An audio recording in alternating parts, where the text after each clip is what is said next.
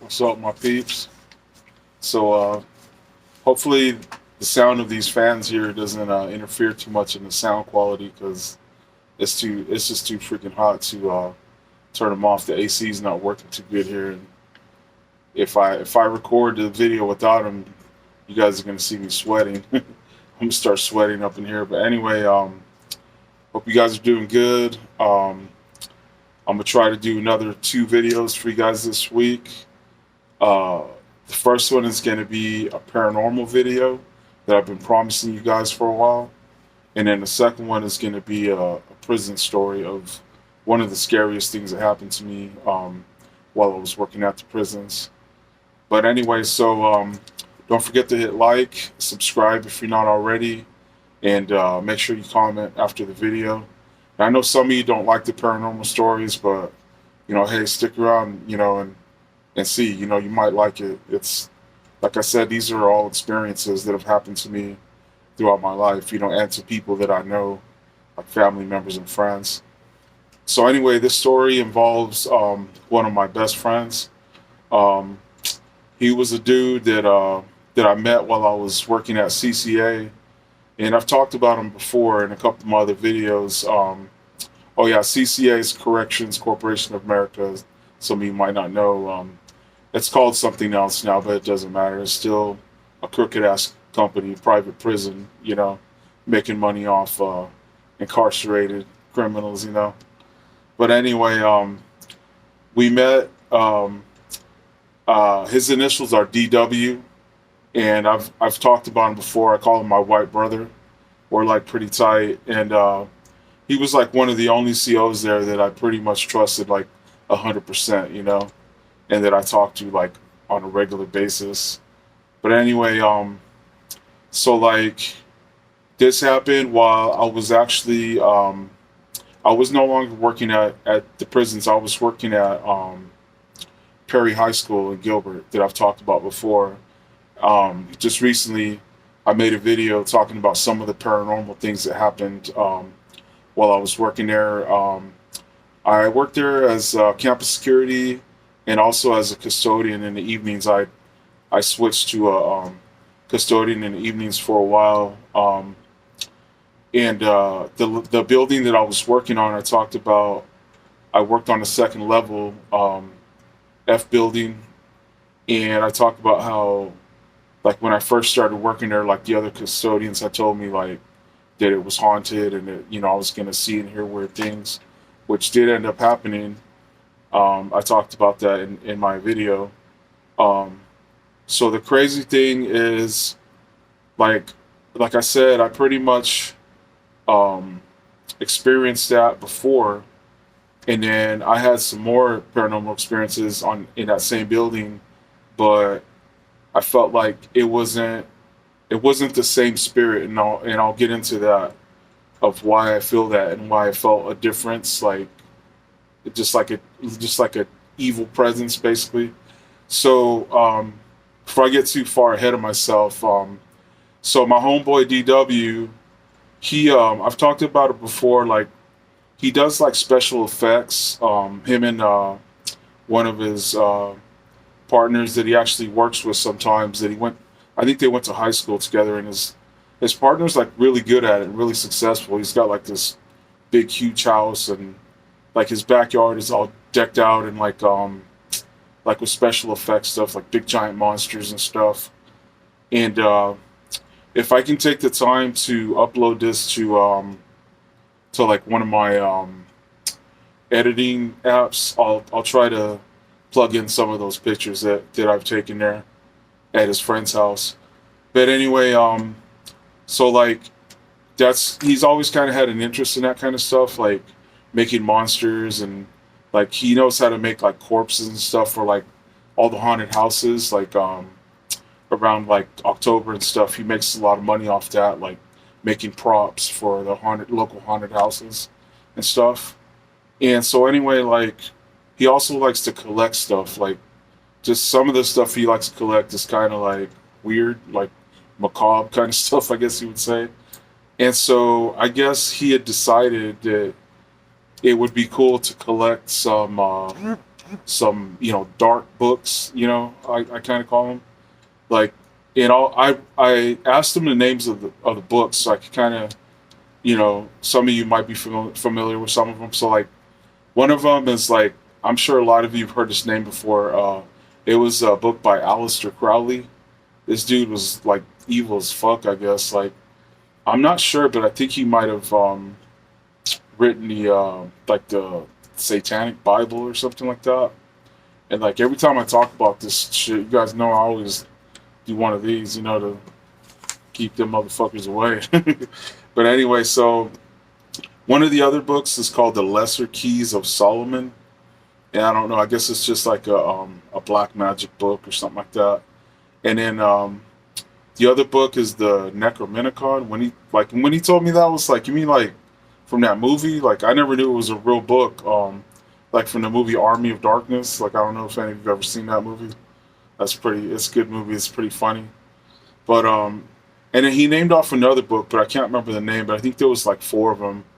But anyway, like when he told me he had bought those books and he'd been reading them and like he had read some of the like I don't know which one of those books, but maybe like more than one. Like they talk about like summoning demons and shit, and like he was reading some of those like the I guess like the those parts of those books, and I told him like, dude, you're fucking stupid, man, reading that shit and just having those in your house, man. Like you're asking to like invite something into your home, and he had called me like to tell me like that's what he thought was happening. Like he said he felt like just like nothing was going right for him, and he felt like this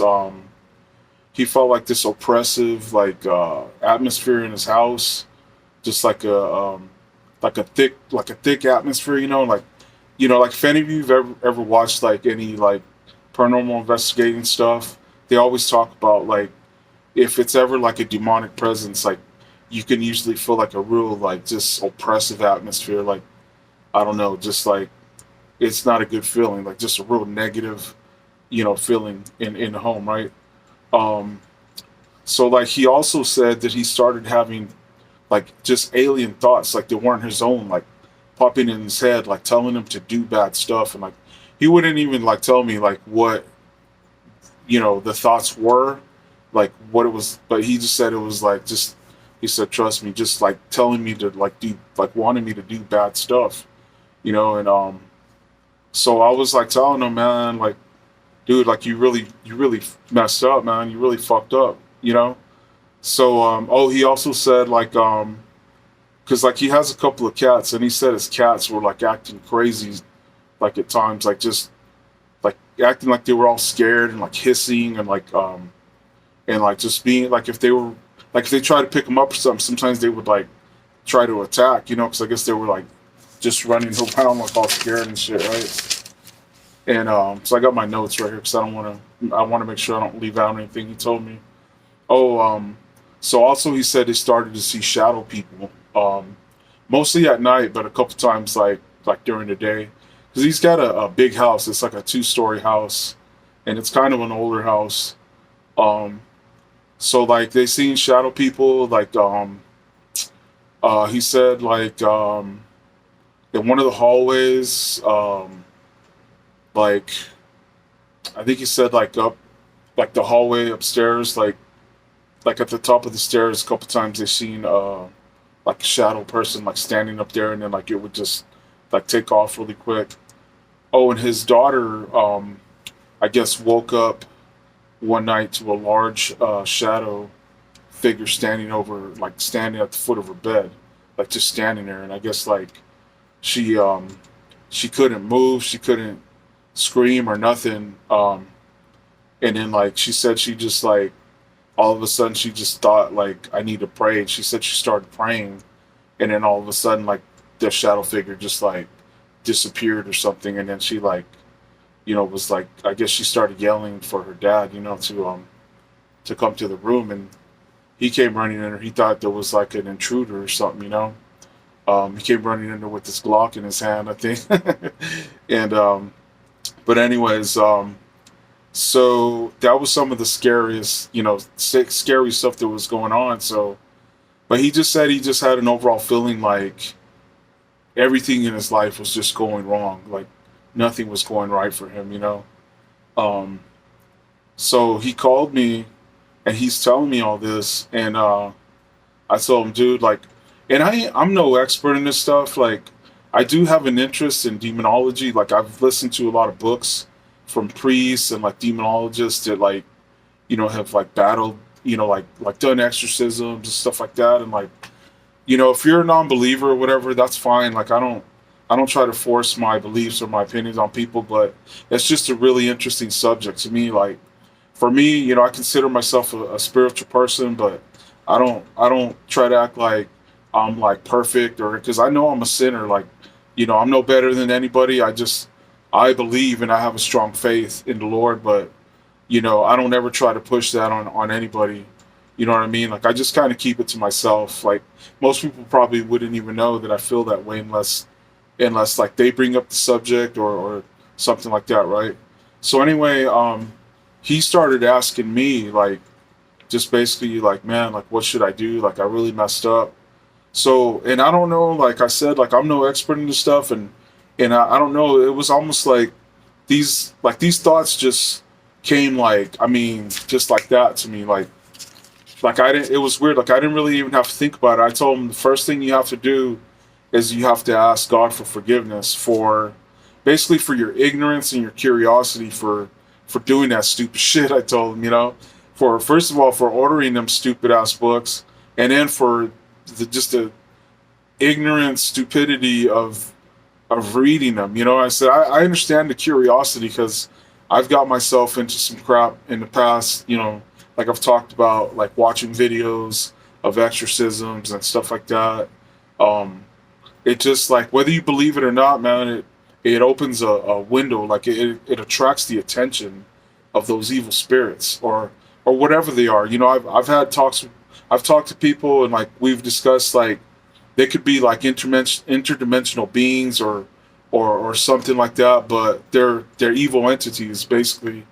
Whether you believe in that they're fallen angels or whatever, they're some type of evil entities, and they're way more intelligent and way more spiritually powerful than us, right? So anyway, I told them you need to rebuke or reject these evil spirits. I told them because that's what it is, dude. I said them thoughts that are appearing in your head, like those evil bad thoughts telling you to do stuff. That's a fucking demon, bro, or more than one demon could be. They're putting those thoughts in your head because that's what demons and evil spirits want, is for you to like either ruin your life, or in the end they want you to either kill your family members or and then kill yourself. That's their ultimate goal because they want you to condemn yourself. Um, so because supposedly they can't directly, like physically harm you. The only thing they can do is they can like put thoughts in your head, make you do really bad things. Try to make you do bad things. They can drive you crazy. Stuff like that. But anyway, so I told them you need to also basically completely reject them and tell them they're not welcome and they need to leave. Like basically, but you need to command them in the name of God. Like if you saying it yourself, that doesn't mean shit to them. Like they're gonna laugh at you.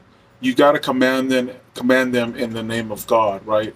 And like I said, like if you're a non-believer, just listen to this for entertainment purposes. You know what I'm saying?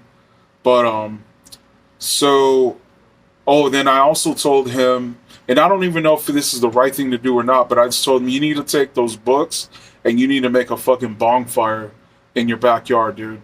You need to throw them books in the fire, and then you need to say some prayers over it, and just continue, to ask the Lord for forgiveness, and reject and rebuke whatever's in them books, you know. So he did all this, he I think it was like the next day or a couple days later, he called me. He told me he did exactly what I told him to, and he said, "Man, like I already feel like better." He goes, "I feel like no joke." He said the atmosphere in my house feels like back to normal, like like it feels like a home again, like like happy, right? And he goes, we haven't seen the shadow figures anymore. The fucking cats are acting normal again, you know, coming up to them and not attacking them and shit. So I was like, cool, man, that's good, you know. But check this out. That's not the end of the story, right?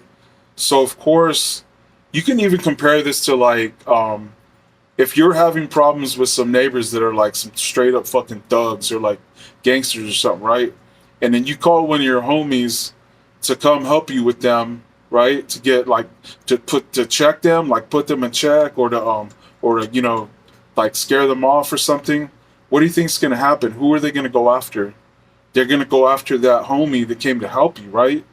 So after I helped him, deal with his problem, um, I got paid a visit at my work, which was the school that I was a custodian at, a night custodian at, right?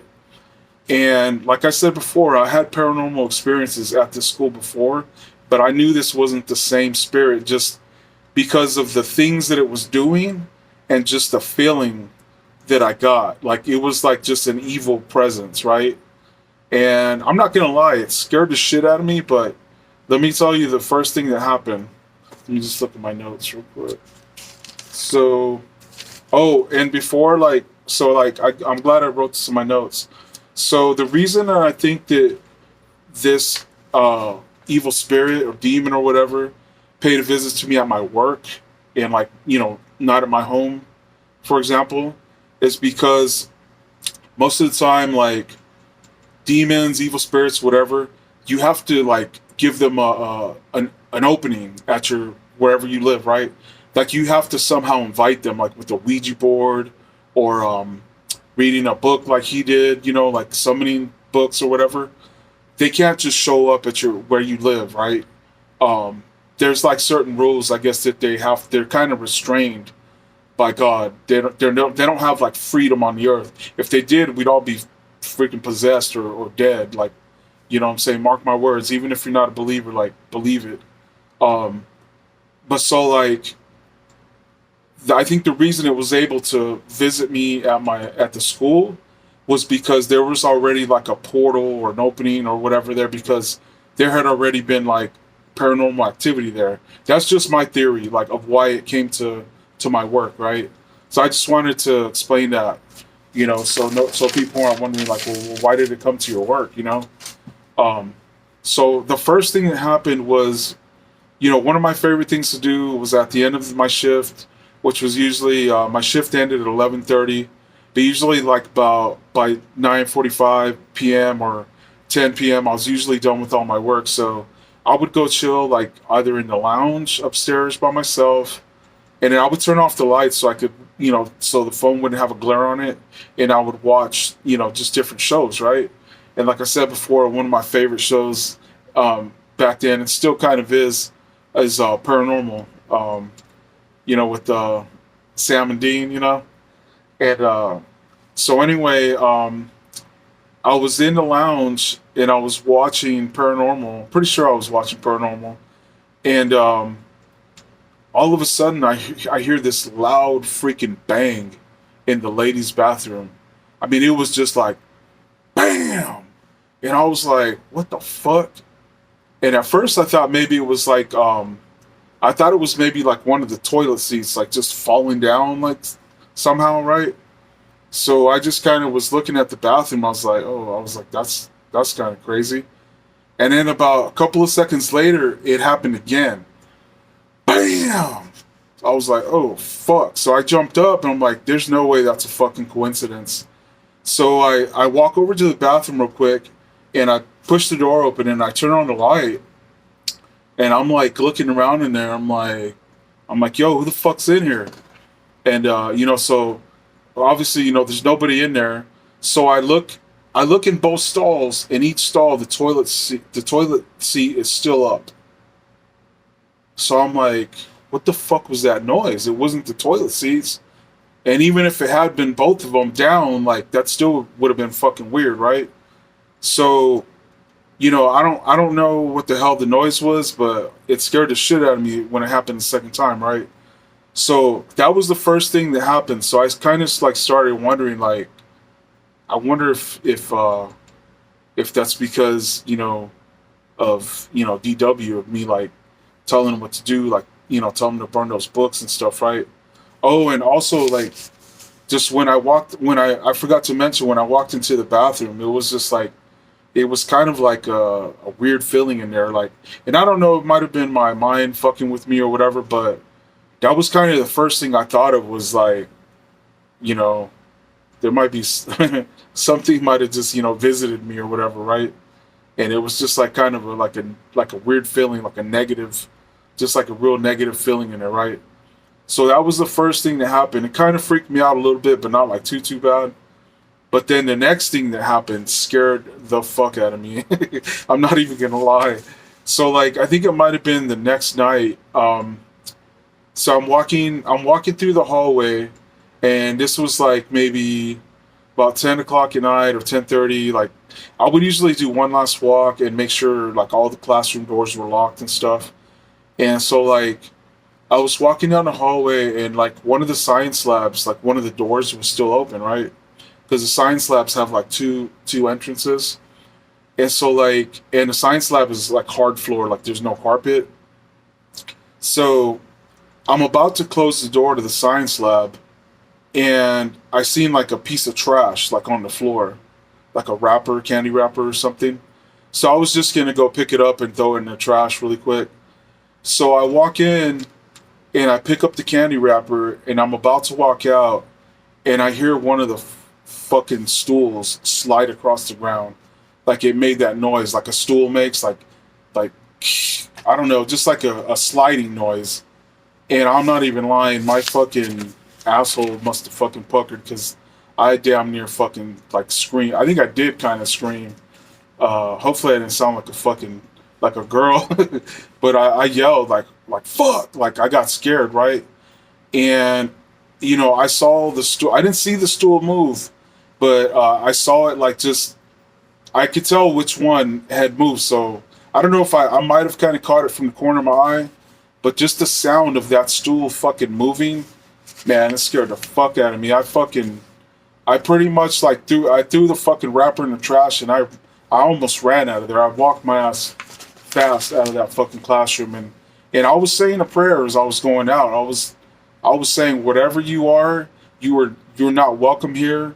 Um, you need to leave in the name of God. You need to leave, and you're sure the fuck not welcome to follow me home. And I slammed that fucking door, right? Or I think I might have already closed it. I was saying that as I was running out or whatever. So that was the second thing that happened, and I'm not gonna even lie, that scared the fuck out of me.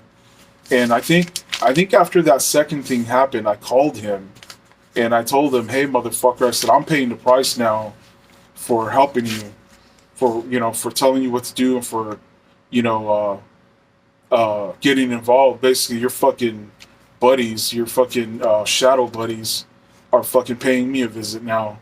And he was like, "Oh fuck, bro, I'm so sorry." It's not. And I mean, I know he felt bad about it, but I was like, "You motherfucker!" I was like, "This is your fault, right?" So the third and last thing that happened was maybe like the next night or a couple nights later.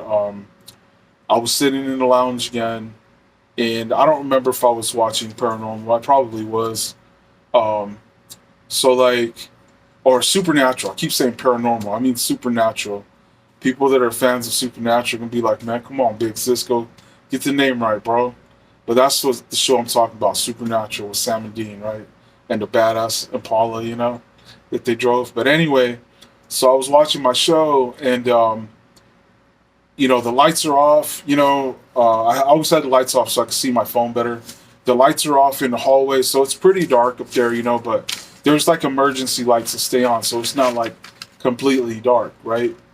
So, and I know some of you are probably thinking like, dude, ain't you fucking like tempting fate? Like you're sitting up in a dark room, and the hallways are dark, but I mean, like I said, it wasn't completely dark. There's emergency lights that are on.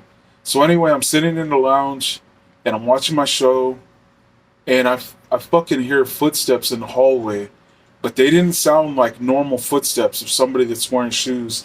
They sounded like fucking hooves, like And I also remember thinking like it's kind of the same sound as like when a woman's wearing like, you know, hard heels, like platform heels or something.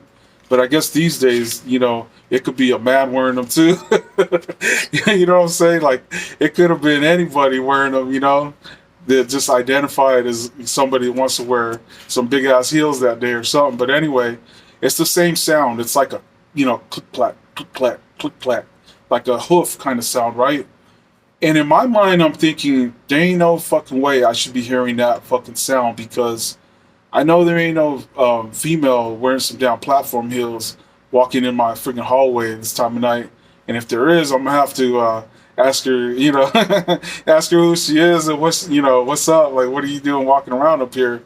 But so I walk out to the hallway really fast, and I look, and all of a sudden this you know the sound stops, like the you know the steps stop, and it's just like, man, like the goosebumps were out on the back of my neck, and like, man, it was just like an evil feeling, man. Like, you know, like something was like definitely, you know, trying to let me know that it was there, like showing its presence, right? But the thing that kept me from being too scared was I kind of thought to myself, like, you know what? This thing's just like trying to scare me because it knows it can't do anything to me. And the reason that I feel that way is because, like, for one, I didn't invite that thing there. It's just mad because I helped my buddy. You know, like I told him what to do to get rid of it, basically. So it's like kind of, it's almost like a teenager throwing a fit. Like it's trying to get back at me for getting rid of it, basically. So, and I know some of you might say that I'm fucking nuts for doing this too. And I was kind of scared when I did it. I'm not lying, but so I walked through the hallway, like, I mean, and not right away, but I kind of like, you know, kind of mentally prepared myself, said a couple of prayers, you know, did a couple of these, you know, and I walked through the hallway and I was praying out loud. I was talking to this, whatever it was. I said, you're not welcome here. Um, you need to leave, go back to wherever the hell you came from in the name of God, in the name of the Lord. I command you to leave and don't come back. And sure the hell don't follow me home. You're not welcome. And I might have said some other things, you know, I might have added some other things to the prayer, but, you know, I walked through the whole hallway like saying that, you know, like just praying and basically commanding it to leave in the name of the Lord, you know. And that was the last thing to happen, you know, and nothing else happened after that. But yeah, I called my buddy the next day, man, and I let him have it. I was like, man, you know, I told him what happened. I said, dude, I said, you know why that happened, right? He's like, yeah. He's like, man, I feel really bad, you know, like it's because you helped me, you know, that thing got, you know, that thing got pissed at you, wanted to retaliate or whatever. You know, I was like, yeah. I said, so, you know, you're my bro, man, and I love you, but I said, if you ever mess with some shit like that again, you're on your own, dude. I said, I'm serious, bro. Like, you mess with some shit like that again, don't come to me, man, because I'm not gonna even, I'm not going through that shit again, bro. You know what I'm saying? But anyway, it creeped me out to talk about this stuff. Like I've said before, like some of this stuff I don't really like to repeat because, you know, kind of feels like having flashbacks or whatever. But anyway, I feel like I'm protected, you know, so, you know, I don't worry about it too much. But anyway, I hope you guys enjoyed this creepy ass story of what happened to me and my homie DW. And like I said, don't forget to hit like, don't forget to subscribe, and don't forget to comment. For now, your homie Big Cisco. Peace.